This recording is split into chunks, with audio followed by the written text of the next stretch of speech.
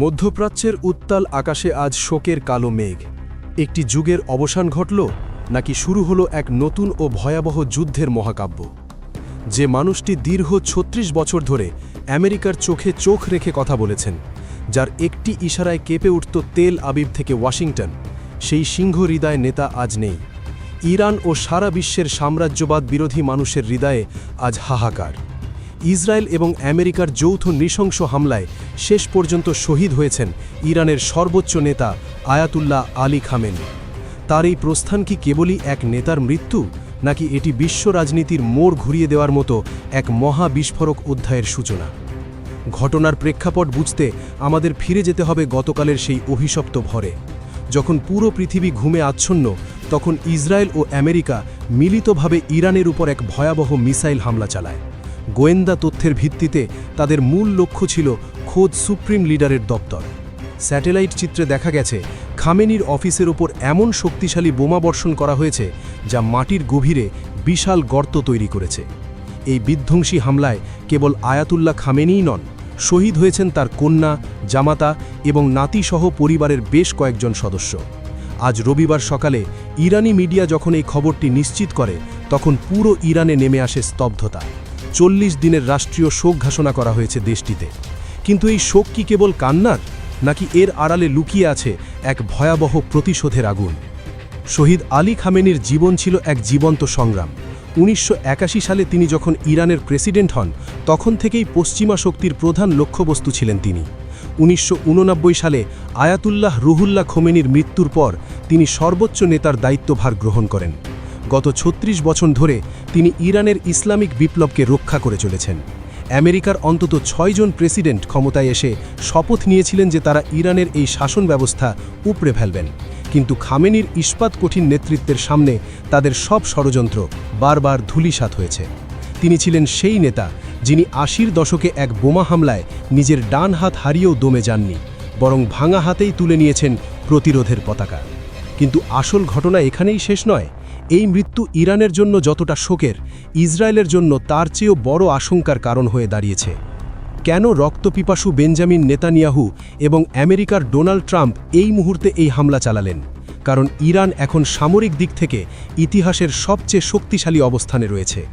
ইসরায়েলের অস্তিত্ব যখন সংকটে, তখন তারা মনে করেছে খামেনিকে সরিয়ে দিলেই হয়তো ইরান ভেঙে পড়বে। কিন্তু তারা ভুলে গেছে খামেনি কেবল একজন ব্যক্তি নন, তিনি একটি আদর্শ। তার মৃত্যুর আগেই তিনি তার উত্তরসূরি এবং যুদ্ধের পরিকল্পনা ঠিক করে দিয়ে গেছেন। আল লারাজানি, যিনি দীর্ঘ সময় খামেনির বিশ্বস্ত উপদেষ্টা ছিলেন, তিনি এখন এই কঠিন সময়ে যুদ্ধের হাল ধরেছেন। ইরানের সমর শক্তি এখন লারাজানির নির্দেশে মধ্যপ্রাচ্য জুড়ে ছড়িয়ে থাকা মার্কিন ও ইসরায়েলি ঘাঁটির ওপর ঝাঁপিয়ে পড়ছে। এরপর যা ঘটেছিল তা হয়তো ইসরায়েল বা আমেরিকা কল্পনাও করেনি। খামেনির শাহাদাতের খবর ছড়িয়ে পড়ার পর থেকেই ইরান তার বিপুল মিসাইল ভান্ডার খুলে দিয়েছে। গত রাত থেকেই মধ্যপ্রাচ্য জুড়ে শুরু হয়েছে এক নজিরবিহীন প্রত্যাঘাত। দুবাই এয়ারপোর্ট এখন ধ্বংসস্তূপ, বাহরাইনের মার্কিন নৌঘাঁটি লণ্ডভণ্ড হয়ে গেছে, কাতারের আল উদেইন সেনা ছাউনি এবং সৌদি আরবের রিয়াদেও ইরান হামলা চালিয়েছে। যেসব দেশ এই ষড়যন্ত্রে ইসরায়েলকে সাহায্য করেছে, ইরান তাদের কাউকেই ছাড় দিচ্ছে না। যদিও আমেরিকা ও ইসরায়েলের সম্মিলিত হামলায় ইরানের ব্যাপক ক্ষয়ক্ষতি হয়েছে, কিন্তু ইরানি জনগণের মনোবল এক বিন্দুও কমেনি, বরং তারা এখন আরও বেশি ঐক্যবদ্ধ। শহীদ হওয়াকে তারা পরাজয় মনে করে না, বরং পরম পবিত্রতা ও গৌরবের মনে করে। এই জায়গাটাই পুরো গল্প বদলে দেয়। পশ্চিমা বিশ্ব ভেবেছিল খামেনিকে হত্যা করলে ইরান আত্মসমর্পণ করবে, কিন্তু বাস্তবে ঘটছে তার উল্টো। ইতিহাসের পাতায় তাকালে দেখা যায় আয়াতুল্লাহ খামেনি ছিলেন অকুতভয়।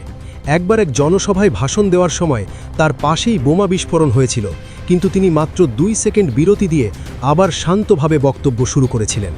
এমন সিংহ সাহসী নেতার অনুসারীরা আজ তার রক্তের বদলা নিতে মরিয়া। সারা বিশ্বের সাম্রাজ্যবাদ বিরোধী মানুষ আজ শোকাহত ঠিকই, কিন্তু তারা দেখছে কিভাবে একজন বীরের মৃত্যু একটি জাতিকে পুনর্জন্ম দেয়। ২০২৬ সালের ২৮শে ফেব্রুয়ারি দিনটি ইতিহাসে লেখা থাকবে এক মহান নায়কের বিদায়ের দিন হিসেবে, যিনি জীবনের শেষ নিঃশ্বাস পর্যন্ত লড়াই করে গেছেন। বিশ্লেষণ করলে দেখা যায় এই হত্যাকাণ্ড মধ্যপ্রাচ্যের মানচিত্র বদলে দিতে পারে। খামেনির শাহাদাতের মাধ্যমে ইরান এখন কোনো রাখঢাক ছাড়াই সর্বাত্মক যুদ্ধে জড়িয়ে পড়েছে। লারাজানির নেতৃত্বে ইরান এখন তাদের সবচেয়ে শক্তিশালী এবং গোপন মিসাইলগুলো ব্যবহার শুরু করেছে, যার বড় অংশই এখনও অব্যবহৃত রয়েছে। এই যুদ্ধ কেবল সীমানার লড়াই নয়, এটি এখন অস্তিত্বের লড়াই। আমেরিকা ও ইসরায়েল হয়তো একজন নেতার শরীরকে ধ্বংস করতে পেরেছে, কিন্তু তার আদর্শকে যে তারা আরও শক্তিশালী করে দিল তা এখন দিনের আলোর মতো পরিষ্কার। উপসংহারে এসে আমাদের ভাবনার অনেক অবকাশ রয়েছে। আয়াতুল্লাহ আলী খামেনির এই মহাকাব্যিক প্রস্থান কি পৃথিবীকে একটি তৃতীয় বিশ্বযুদ্ধের দিকে ঠেলে দিচ্ছে, নাকি এটাই হবে মধ্যপ্রাচ্য থেকে পশ্চিমা আধিপত্যের চূড়ান্ত বিদায় ঘণ্টা? একজন নেতা যিনি ৩৬ বছর ধরে অপশক্তির বিরুদ্ধে দাঁড়িয়েছিলেন, তার রক্ত কি বৃথা যাবে? ইরান এখন যে বিধ্বংসী পথে হাঁটছে তাতে কেবল মধ্যপ্রাচ্য নয়, সারা বিশ্বের অর্থনীতি ও রাজনীতিতে এক প্রলয়ঙ্করী প্রভাব পড়তে চলেছে। ইতিহাস সাক্ষী, শহীদদের রক্ত কখনো বৃথা যায় না। খামেনি আজ নেই, কিন্তু তার রেখে যাওয়া প্রতিরোধ বাহিনী এখন আগের চেয়েও বেশি ভয়ঙ্কর। বিশ্ব এখন রুদ্ধশ্বাসে অপেক্ষা করছে আগামীর দিনগুলোতে এই আগুনের শিখা আর কত দূর পর্যন্ত পৌঁছায়।